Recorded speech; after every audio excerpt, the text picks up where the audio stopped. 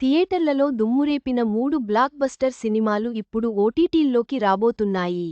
Nani, hit 3, Mohan Lal, Thudarum, సూర్య, retro సినిమాలను వరుసగా 3 రోజుల్లో డిజిటల్ ప్లాట్ఫామ్స్లో చూడొచ్చు. కంటెంట్ బాగుంటే చాలు, ఏ లాంగ్వేజ్ సినిమా అయినా, ఏ హీరో ఫిల్మ్ అయినా ఓటీటీ ఫ్యాన్స్ను ఎంగేజ్ చేస్తోంది. ఇక థియేటర్లలో బ్లాక్ బస్టర్లుగా నిలిచిన సినిమాల సంగతి ప్రత్యేకంగా చెప్పాల్సిన అవసరం లేదు. ఇలాంటి 3 సినిమాలే ఇప్పుడు ఓటీటీలోకి రాబోతున్నాయి. వరుసగా 3 రోజుల్లో ఒక్కో సినిమా డిజిటల్ స్ట్రీమింగ్ కాబోతోంది. ఇక ఓటీటీ లవర్స్కు పండగే. ఓటీటీలో బ్లాక్ బస్టర్ జాతర నాని హిట్ 3 సినిమాతో స్టార్ట్ కాబోతోంది.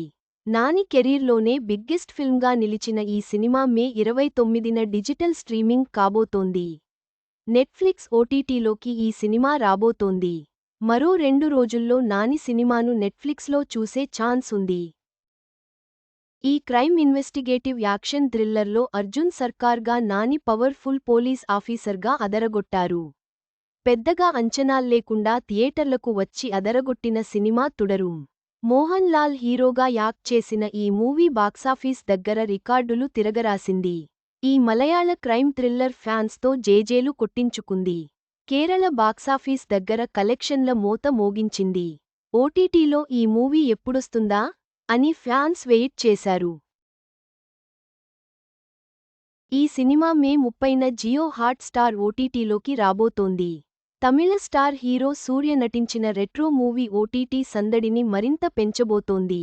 తమిళంలో సూపర్ హిట్గా నిలిచిన ఈ సినిమా తెలుగులో మాత్రం ఊహించిన కలెక్షన్లు రాబట్టలేకపోయింది.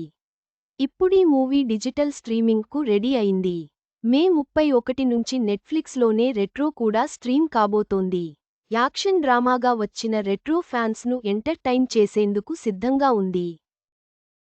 మే 1న అటు హిట్ 3, ఇటు రెట్రో థియేటర్లకు వచ్చాయి.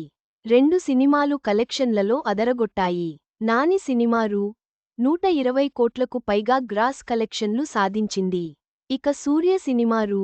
230 కోట్లకు పైగా కొల్లగొట్టింది.